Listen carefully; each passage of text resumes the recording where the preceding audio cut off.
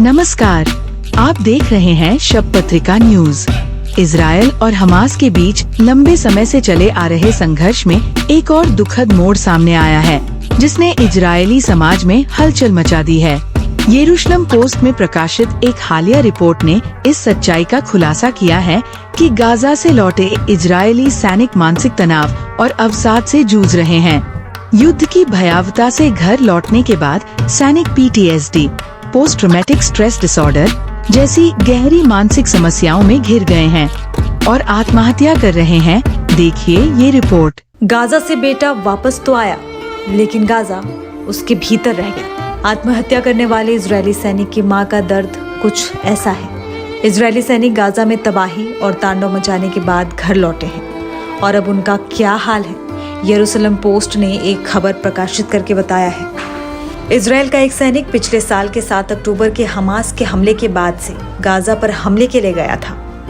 40 साल का ये सैनिक 4 बच्चों का पिता है। जब ये युद्ध के लिए गया तो जैसी हालत में गया था वैसी हालत में वापस नहीं लौटा।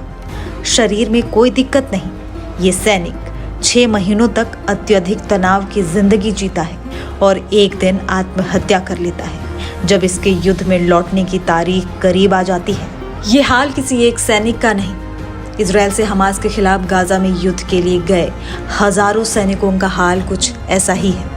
अब जब उत्तरी सीमा पर भी तनाव बरकरार है, ऐसे में कई सैनिक मानसिक रूप से स्वस्थ रहने की कोशिश करते मिल रहे हैं। ये सभी अत्यंत तनाव का जीवन जी रहे हैं। जनवरी में एक रिपोर्ट आई थी जिसमें बताया गया था कि 1600 IDF सैनिक PTSD यानी पोस्ट ट्रॉमेटिक स्ट्रेस डिसऑर्डर की बीमारी से पीड़ित है। इनमें से 76% सैनिक मेंटल हेल्थ ट्रीटमेंट के बाद वापस ड्यूटी पर चले गए थे और युद्ध में शामिल हो गए।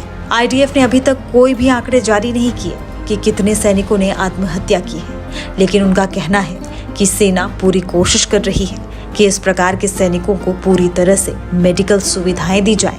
पीड़ित सैनिकों के परिजनों का कहना है कि कहानी इस प्रकार नहीं है। उनका कहना है कि इजराइल की सेना को ये पता ही नहीं कि मानसिक रूप से ऐसे परेशान सैनिकों का इलाज क्या करना है। परिजनों ने बताया कि सैनिकों का कहना था कि ये युद्ध पूरी तरह से अलग है और इस युद्ध में उन लोगों ने ऐसे दृश्य देखे जिसे इजराइल में कभी नहीं देखा गया। ऐसी भयावह स्थिति से वापस सामान्य जिंदगी जीने लगे सैनिकों को अब डर लग रहा है कि उन्हें वापस युद्ध में भेजा जा सकता है, क्योंकि अब युद्ध का विस्तार होता जा रहा है। ऐसी खतरनाक जिंदगी जी रहे सैनिकों का कहना है कि कई लोग ऐसे में आत्महत्या को मजबूर हो रहे हैं और सरकार की तरफ से इनकी मदद के लिए कुछ भी नहीं किया जा रहा।